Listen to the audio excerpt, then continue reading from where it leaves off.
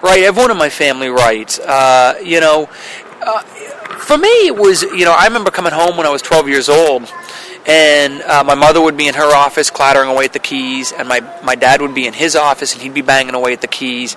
And it just seemed like the most natural thing in the world to me to, go and be by yourself for a couple hours and make things up, and sooner or later someone will want to pay you for it.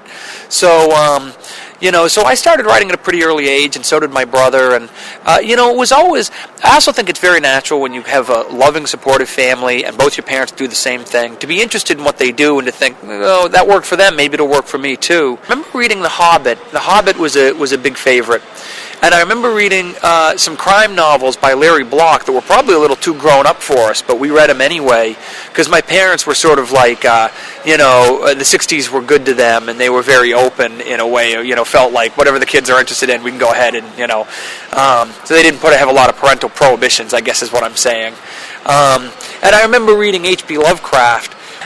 I made a decision when I was about 18, when I was in college, I made a decision that if I was going to write for a living, I wanted to drop the last name, because I felt that if I wrote as Joseph King, there would be a danger that a publisher might decide to publish a mediocre piece of work because they saw a quick buck in the last name.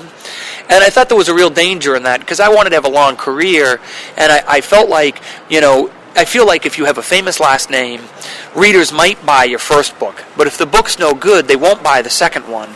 So I actually didn't think that last name was much of an advantage. I thought it would primarily work against me. And I also, I'm like a lot of other writers, I'm in complete awe of what my dad has been able to do.